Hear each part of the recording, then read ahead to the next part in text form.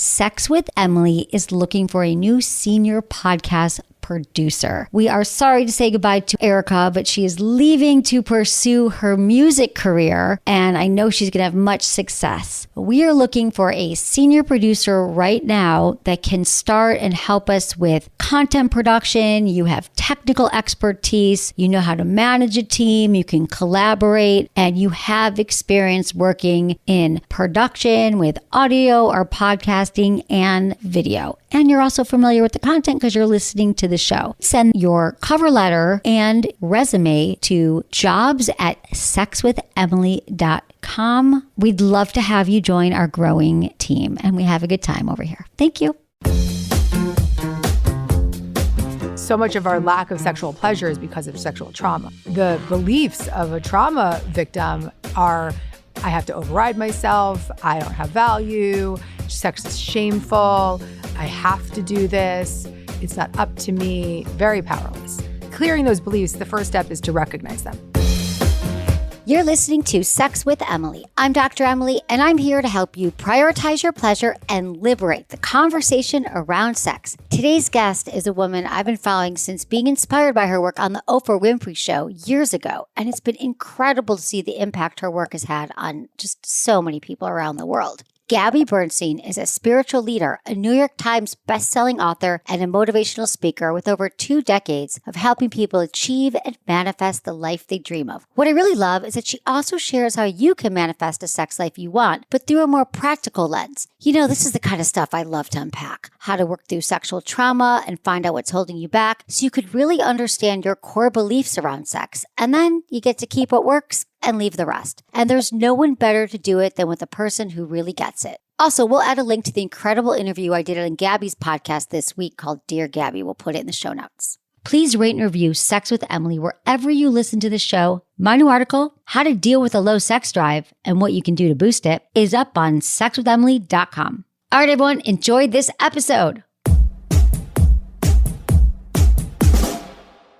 By now, you've probably heard my magic wand story. It's a brand that's been part of my personal journey for more than 20 years.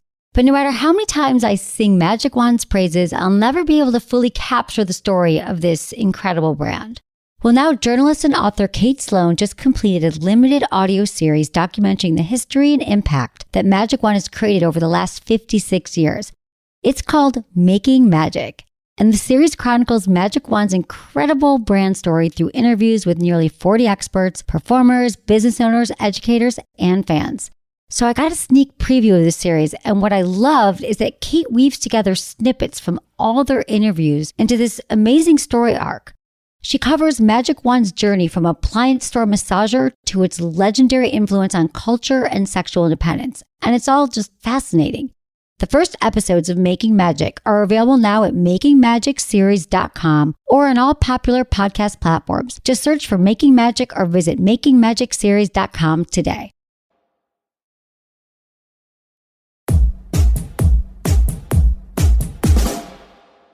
Gabby Bernstein is a motivational speaker and a spiritual teacher and a #1 New York Times bestselling author. For nearly 2 decades, she has really pursued her mission and reached millions of people through her bestselling books that you've probably heard of. She's got her podcast, live talks, and so much more. I actually just went to hear her speak in Los Angeles. It was completely sold out. There was 2,000 people there. It was incredible. New York Times also called her a new role model, and she's the host of the Dear Gabby podcast. Now, most recently, she has a new app. It's called the Gabby Coaching app. And a few months ago, she sent it to me and she's like, download it, see what you think. And I download a lot of apps and I don't always stick with them. But there's something about this app, you guys. I really have used it. I open it up and there's just like 1-minute motivations. It's fun because she breaks it down to like, are you stressed? You can't make a decision. You want to know what to do next. Do you have anxiety? And it's just these little clips and her voice is just so soothing that I've loved this app. And then she also has lessons and courses, and I found it really, really helpful. I did a 21-day challenge and it was about getting clear on something in my life, and it completely worked. And I'm so clear and I actually feel shifted. She's not a paid sponsor. I just love Gabby Bernstein. We do get into manifestation in this episode real quick, but even if you are a skeptic, I think you're going to really understand it and be a believer by the end of this show. Hope you enjoyed this talk with Gabby. Let's get into it.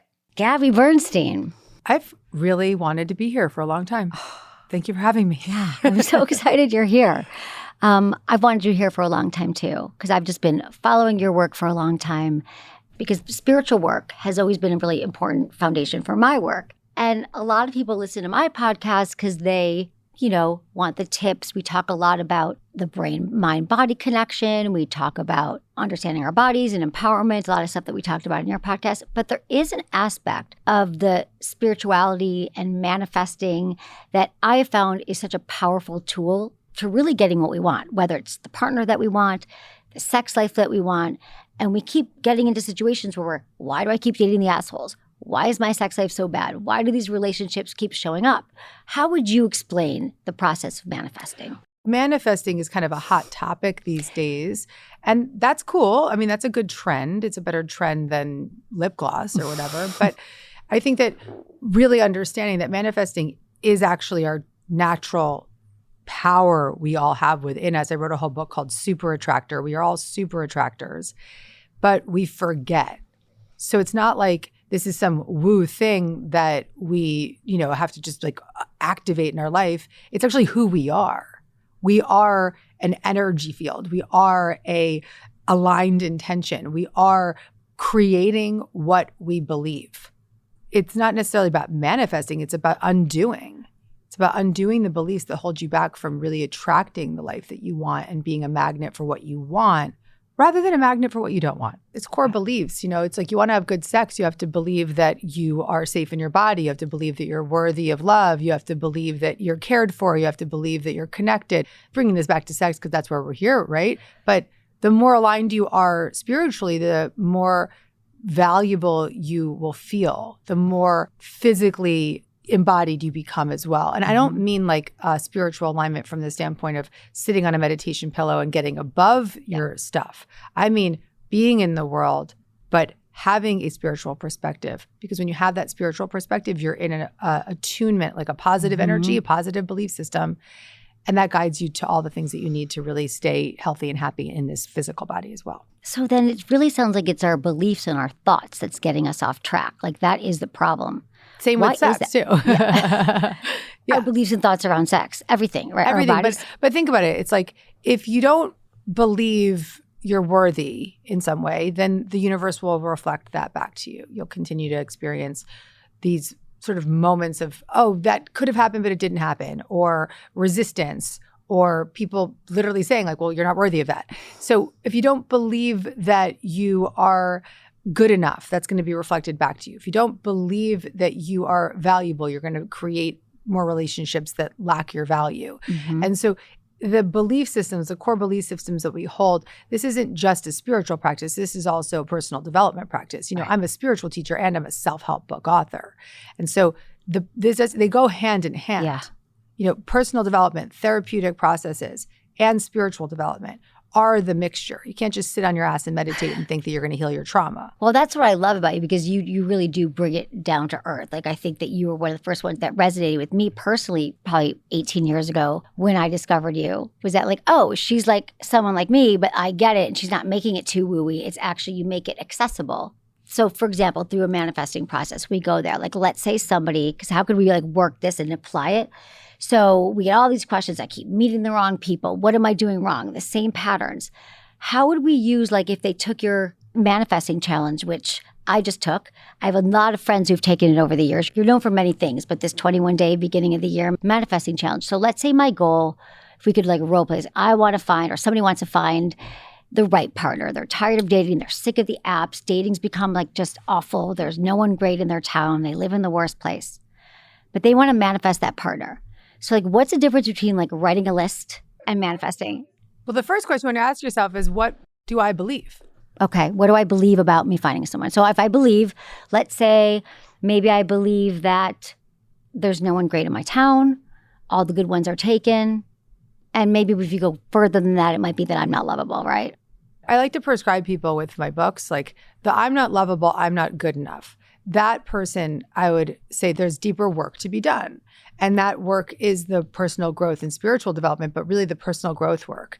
I believe it's about recognizing and connecting to the younger parts of us that were taught that at such a young age. parts of us that had parents that told us we were not good enough, the parts of us that have had experienced trauma, the parts of us that have experienced a parent, or if you're a woman, your father left your mother, or alcoholic parent, and you keep reinforcing that same pattern over and over again in different bodies. So the reason that the relationships have continued to stay in the same pattern over and over again, and you keep attracting the same thing or you keep lacking the same thing, is strictly because the beliefs that you've been carrying from your very young age. And those beliefs also have with them a lot of protection mechanisms. And those protection mechanisms, and I'm writing a book called Self-Help. It's done. I completed it. My book Self-Help is out on December 31st. And it is all about healing those core beliefs, which you could also call them young children inside, that hold and carry the burdens from our past and all the protection mechanisms that built up around them to feel safe, even though those protection mechanisms can be oftentimes very detrimental. So those protection mechanisms are things like even just that judgment. There's nobody great in my town. That's a protector. Okay. Being like always judgmental. If there's nobody great in my town, the apps suck, this isn't working, that sort of naysayer, this isn't going to happen. There's protection mechanisms of like, I'm going to enter a relationship and then I'm going to bail, like lacking that desire for a true connection. The desire is always underneath it, but the fear of it is the driving force. Right. And what are all these behavioral patterns doing? They're protecting us from ever experiencing the impermissible experience from our childhood. So I had unresolved sexual trauma from my childhood. I dissociated from it for 30 years. And when I was 36 years old, I remembered that sexual trauma in a dream. And then I had a journey of undoing that since that time. I'm 44 now, so it's been 8 years.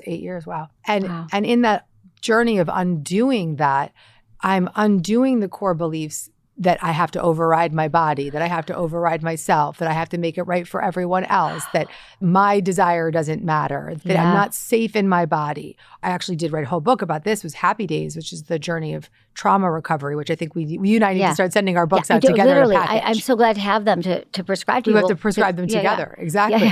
Because so much of our lack of sexual pleasure is because of sexual trauma. The beliefs of a trauma victim are, I have to override myself, I don't have value, sex is shameful, I have to do this, it's not up to me, very powerless. Clearing those beliefs, the first step is to recognize them.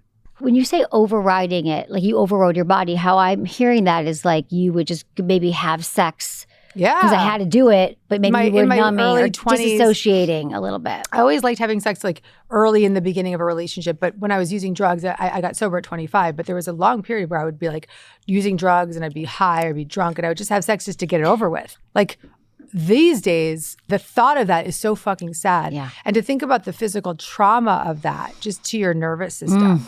That you're mentally checked out and dissociated because that's like a special skill of a trauma survivor. And then your body's having an experience that's like, I don't want this, but I'm doing it just to get it over with. And that 20-something girl that did that, it's not nothing. It's so relatable. If people had any kind of trauma, it could be sexual trauma for sure. But even any kind of trauma where you didn't feel safe and shut down, it's all in your nervous system. And people say reactions to sex could be that disassociating, shutting down, leaving their body when they're having sex. The average age of remembering a dissociated trauma is 50. But a lot of women particularly remember at very big turning points in their life, like marriage or particularly around birthing. Like a lot of women remember in the birthing experience. For me, I was newly married. We were family planning.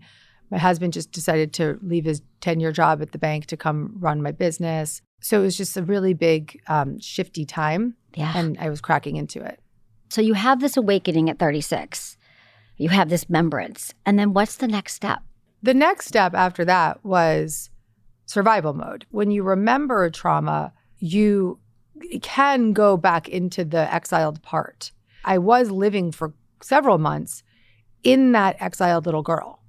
So like waking up was a struggle. This is when I was writing my book, The Universe Has Your Back. And I think this is why Universe it is my biggest book and has had like such an imprinted effect on so millions and millions of people. That book in particular, because I was healing myself while I was writing that. That was all I was doing at that time. It was kind of a miracle. Like I didn't have to go out on the road. It was like I didn't have anywhere to be. I was living in this mountain house. I'd wake up in the morning completely depressed, so down. I was like 98 pounds. I had extreme gastritis because I'd just come out of this remembering period of just such stress to crack open to it. And the only thing that brought me grace was sitting down to my desk to write. And I would just sit in this tiny little white room. It was like this little perched office. I love it so much. I think about it all the time. In this mountain house, I was on a mountain with the most epic view on the planet. And I had this white floors, white walls, white desks. And I was just sitting in there and I'd sit down to my computer and I would just heal myself through the writing process. And you were writing about what you were transforming fear into faith. So for me, that was healing. I was doing deep dive therapy. I went headfirst in. I was doing EMDR twice a week. I was doing somatic experiencing. I did a lot of SE work, like really getting emotional freedom technique. I had a therapist that was working with me that does EFT, and she was weekly working with me tapping. Yeah, tapping is a great one. Okay. Major. I worked with my therapist, who's an IFS, internal family systems trained therapist. And I'd love to know more about IFS. Yeah. I feel like I'm just learning about it. Well, guess what? There's a whole book coming out. I think that the nice thing about Happy Days for the folks, and then I'll get into IFS, it's the guided path from trauma to profound freedom and inner peace. I mean it, I say it, I've lived it. And what I tell in that book is the journey that I underwent spiritually, therapeutically, and even personally and professionally to get to profound freedom and inner peace that continues to expand and expand every single day. And so I introduce, it's kind of like The Body Keeps the Score, but on a, because you know how he introduces, I don't know if you know that book. Yeah.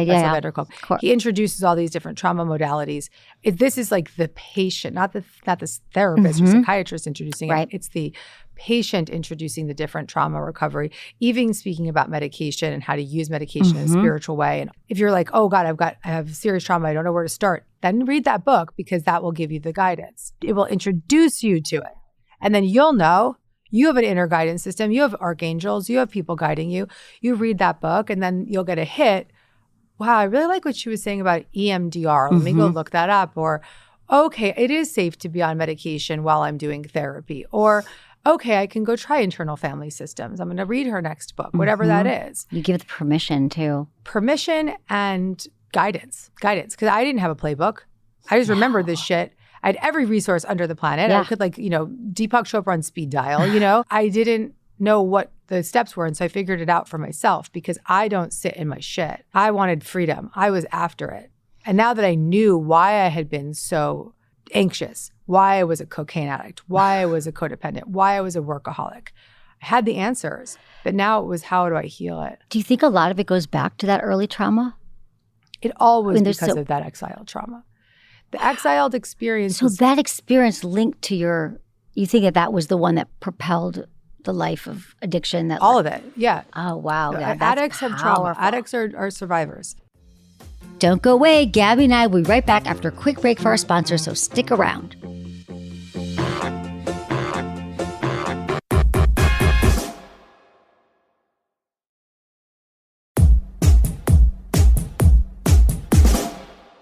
This brings us beautifully to IFS. So internal family systems therapy, founded by Dr. Richard Schwartz, one of my dear, dear friends, mentor, friend, guide, blessing in my life, changed my life. I've been doing this therapy in my own therapy for a decade. I've gone on to have the practitioner training level 1 and 2. I'm not a therapist, but I am trained in IFS. And the thesis is this. We have these extreme experiences in our childhood. They could be big T trauma like mine, sexual abuse. They could be small T trauma, being bullied or having a parent that's like constantly, not available or an anxious attachment style. Yeah. Whatever it might be. It might not even look that bad, but it was bad. It was harmful for you. That young little part of you is called an exile. And that feeling of being unlovable, inadequate, not good enough, terrified, traumatized, super activated, we didn't have the adult figures in our life at that time to process those things. Now, if we did, the exile can really be healed. It doesn't become exiled because there was a caregiver or someone that was adult that helped us process that experience. Most of us did not have that. Even if there were well-intending people, they weren't knowing what to do or didn't have the skills or didn't even know what was happening. And so we've had this experience. We say, no fucking way, I'm going to shut it down. This is little children, right? We don't consciously do this, unconsciously. They're like, I have to survive. Immediately pick up these defense mechanisms, protection mechanisms very young age, right? So it's like, I don't feel good enough. I'm inadequate. I'm going to people please and make everybody feel good so I don't feel like shit. Or immediately a little girl's going to be like, I can even see it in my kid. Like if he sees me and my husband fighting, he starts sweeping. Like he'll clean. You know what I mean? Like we do these things to just like, but why is he cleaning? Because he wants to make us feel good. Because my husband's love language is cleaning the house, right? So like he'll start cleaning and it's just, you can see these protection mechanisms. And so, we have these right away build up these defense mechanisms so we don't have to feel that impermissible pain that as children we can't process. And so those are called protector parts. And those protectors are the people pleasers, they're the dissociative parts, like, maybe you just check out. I had a big protector. I had an extreme trauma and I dissociated. That's a protector part. I literally my brain shut it out. And so dissociation became my superpower. I could check out of my body at any time. I could check out of my mind at any time. I could just check out. We become controlling is a big one. Controlling can lead to other addictive patterns, right? So, or workaholism, alcoholism, drug addiction. We're trying to control the suffering. And there's two kinds of protectors. There's the managers that are typically with us on a day-to-day basis, like the controller or the judger, just doing things to manage the feelings. Okay. So we don't have to the cleaner, right. the things that we do sort of obsessively, the things that we do just like on high alert all the time, just kind of managing our life. And then there's the firefighters. And so let's say something gets super activated, super triggering, and you can't manage it anymore. You go to the firefighter. The firefighter is the alcoholism, the drug addiction, the dissociation, the numbing out with the TV, the porn, it's the more addictive extreme, it's the suicide. It's I can't handle this anymore. I can't manage it anymore. So I am going to blow myself out of the water so I can just put out the fire of those so much flames. Suffering. My controller wasn't working anymore. My manager. Yeah, but a controller is a manager. Yeah, exactly. Right. Oh my God. Okay. And so you're living in this way where you have this internal family system of all these different parts of you that are completely at odds with one another, that there's no bad parts that Dick Schwartz says. Because my addict part, right, she was so extreme. She brought me to my knees with cocaine addiction. She almost took my life. But at the same time, that addict part was so extreme. But at the same time, that part also wrote 10 books in 13 years. It's prolific. She gets shit done. She runs a team. She's been of service to the world in a big way. So these parts are not bad. They just get into extreme roles. And so our work in my book, but IFS work, is about befriending these parts of us so that we can give self to them. And self is our adult, resourced, undamaged, internal parent, all-knowing, loving, calm, compassionate, connected, creative, courageous, the part of us that is the God within us. We all have got it. And when you start to access self with a capital S, that energy inside of you can start to heal the parts that are young. And so that's why my book is called Self-Help. I love it. It's a relief to know that, like, for me, it's like people pleaser, controlling, disassociating or distracting, and then knowing that, like, coming back to self-compassion. Like, I have to learn to soothe myself. I have to learn to pull up a Gabby meditation. In the book, I have my own IFS-led, IFS-informed practice. It's a process of noticing that there's a part up, right? Oh, I'm in my controller part, or just noticing I'm agitated, something's going on. I know I have awareness. And choosing to check in is the first step. So choosing to focus your attention inward and not be like, oh, I'm going to go fix it with a drink, or I'm going to go run off to do more of the controlling. And choose to check in. And then the second step is to become curious. So notice how it feels in your body. Notice the thoughts and the sensations and the beliefs that are attached to it. And just ask it questions. What's going on? Tell me more. How old are you? Do you have a gender? Just be as curious for as long as you want to be. Once you start to sense into a little bit of a connection and you start to notice that there's a part inside of you that's activated, you would compassionately connect by saying, what do you need right now? And then the fourth step is to notice and check for these qualities of self. So if you've done that process and you've done it with some intention, it's very likely that you might feel a bit more calm, or you might feel a bit more connected, or more curiosity comes up, or compassion comes through, or courage starts to come up for you. You feel like, oh, I could be a little creative right now. And as you start to check into those, so you check for these C qualities. If you notice any one of those C qualities, your self is present. And so the more compassion, curious, calm, connected, courageous, creative, curiosity, and there's one more. Yeah. Confidence. That's always the one that I forget. Isn't that funny? But I am like the most confident person I know. I don't know. I am, I think, the most confident person I know. Genuinely. But that's self. Have you always been that confident, or was it? I've had some sense of confidence in certain areas, but now I'm confident in most areas. Fully, thoroughly. So this helps you, I guess. Because I have more self. I've acquired more and more self. We all have self, right? But I've developed and I live in this self-led way. So I can trust that I have a healing resource inside. I can have some conflict and I can turn inward and I can listen. And self can say, I hear you. I'm curious. Let's learn more. Self can say, let's go breathe. Self is an energy. Self is a present energy. It's an inner knowing. It is spiritual energy. We all have these things in us in childhood, but I think people are finally getting to the place where they realize you didn't have a perfect childhood. There's no such thing as a perfect childhood. Yeah. So this is the kind of work that could really help people almost, it takes time, but almost instantly to identify. I'm telling you, I'm feeling this like relief around it. I'm like thinking, and I remember doing some back, years ago, like inner child work is what they called it then. But it didn't have so many steps to it. It wasn't as nuanced. And I like the nuance. It's a practice also of tuning in, being attuned. You got to do the practices often. I hate to say do anything every day because that's always like hard, I think, for many people. But even if it's just you build the muscle over time. Yeah, and you don't want to go straight to the exiled part. No. You can't. That's where therapy comes in. You want an IFS therapist to help you with that. But just on your own, it's getting to know these managers and these a little bit of the firefighters, but really working with the managers. And that's what the whole book will be. But and whoever's listening, maybe you can decide for yourself right now that there's just like the relief that you're having, like recognizing, oh, wait, those behaviors that I don't love about myself, they're actually just trying to protect me. Yeah, it's all protection. It's all defenses. How do you feel when I say that your controller part that you identified is just trying to protect you? It felt like I don't have to do it because I don't want to be. I know that there's struggles around it. When I become more compassionate, when I become more confident, when I become more all the C's, I realize once I do the work of grounding and being in touch and journaling and when I do my breath work, it's funny, those are the feelings that come up. Compassionate. I want to be, well, also like generosity. I guess it's the same thing, compassion. I'm like, connected. I want to feel connected. I want to give. I want to feel like there's permission because it just sort of, everything else melts away. Like it doesn't matter anymore when I'm truly connected to myself. It's almost like the most important work. And that's why in the work that I do around sex for all these years, it's like, you could get all the tips and the tricks and I could tell people all the right positions and the toys and the things to do.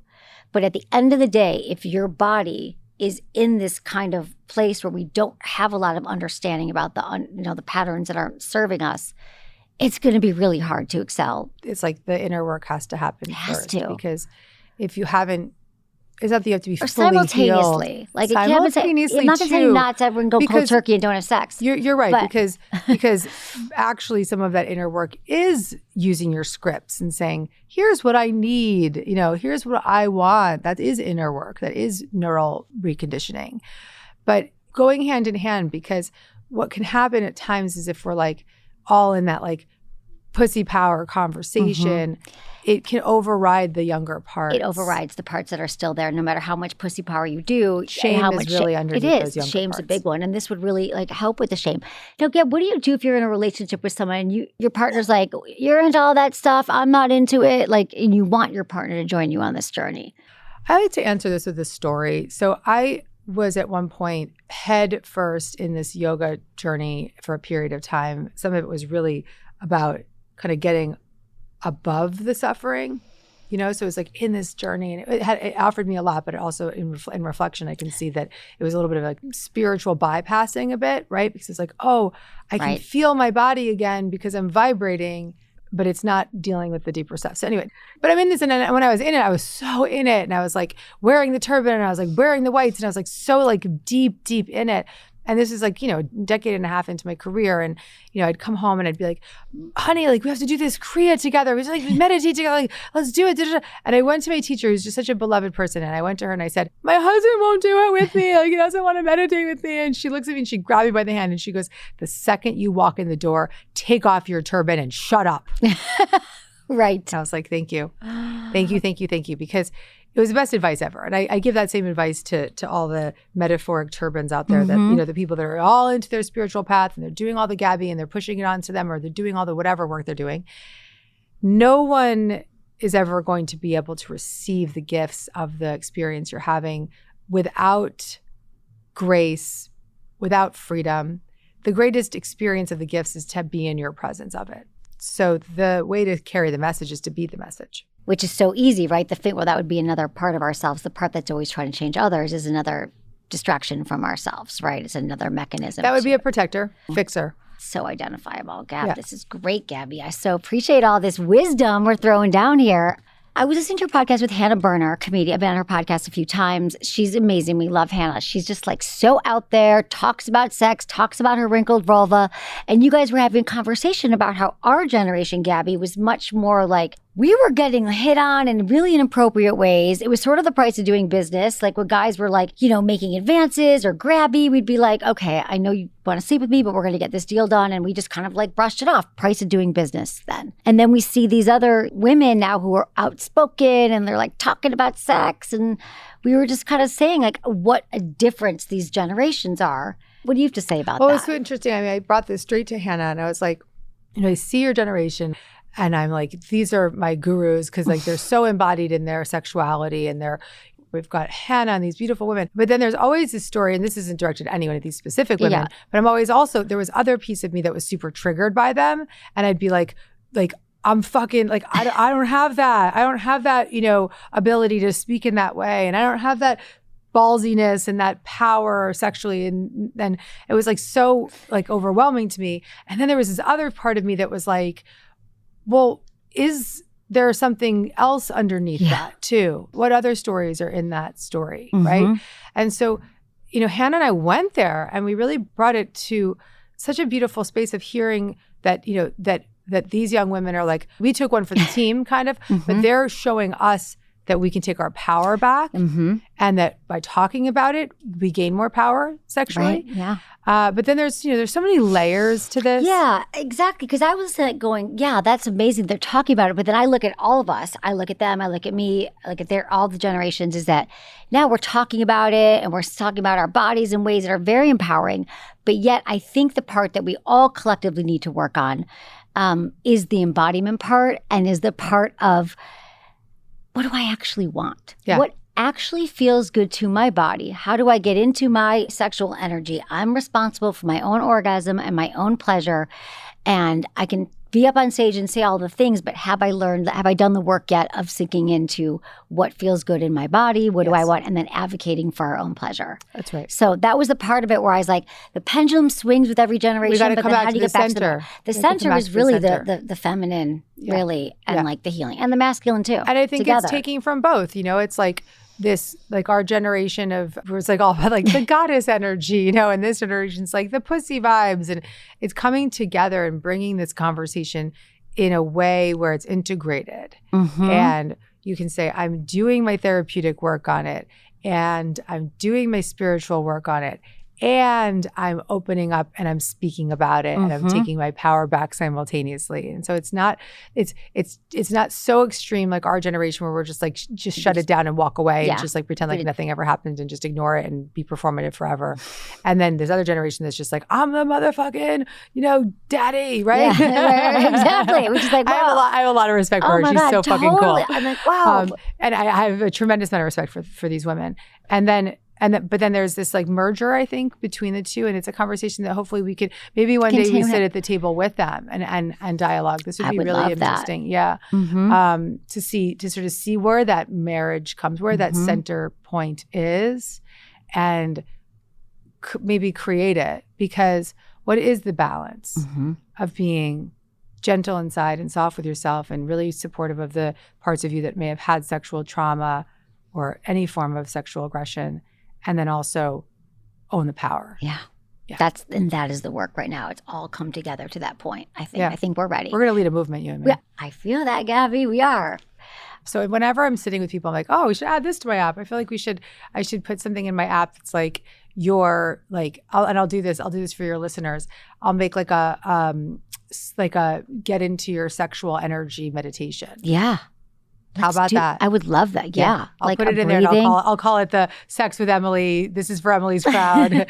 Or really my crowd too. No, it's true. It's the breathing into your pelvic floor, whatever it is, like that, the creative, all but for the me, stuff. I think I would make it even about just like full-blown body scanning, relaxation. Okay, Josh, write that down. He's writing it down. I love it. No, that's an important part of it. I mean, I really think, but it's been the missing part. So, but I think people are ready. But some of the language, this is what I think that you've made spirituality all these years accessible. Manifesting accessible. You do it in a way that I think I have done for sex in some ways, but looking at you, like it's just, I think that all of this that you do, you're allowing people to not be turned off by the language and they got to go pray and wear the turban, but it's like everyday practices, which I think that's what you've been doing. Everyday practices. That's right. So the best places that are accessible though. You're so accessible and real. So it works. And then we could do a lot of sex and they won't feel bad about it on the app. Exactly. Gabby Coaching Membership app. That's the place to go. And then we've both done, I'll say it for myself and then I'll say it for you. Okay. So, and you were on my show. So head back over and listen to that episode because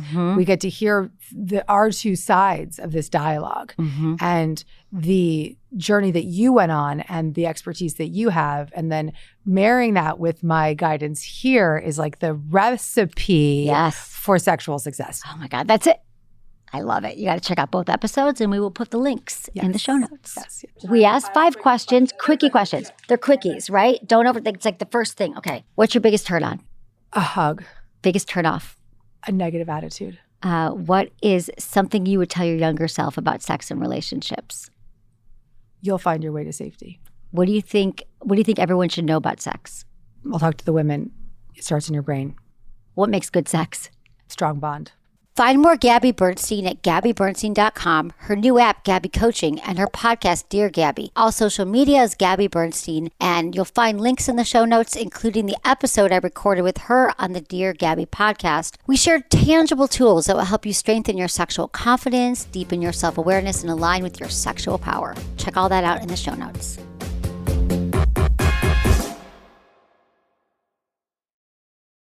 That's it for today's episode. See you on Friday. Thanks for listening to Sex with Emily. Be sure to like, subscribe, and give us a review wherever you listen to the podcast and share this with a friend or partner. You can find me on YouTube, Instagram, Facebook, and Twitter at Sex with Emily. Oh, I've been told I give really good email. So sign up at sexwithemily.com. And while you're there, check out my free guides and articles for more ways to prioritize your pleasure. If you'd like to ask me about your sex life, dating, or relationships, call my hotline, 559-TALK-SEX. That's 559-825-5739. Or go to sexwithemily.com/askemily. Was it good for you? Email me, feedback@sexwithemily.com.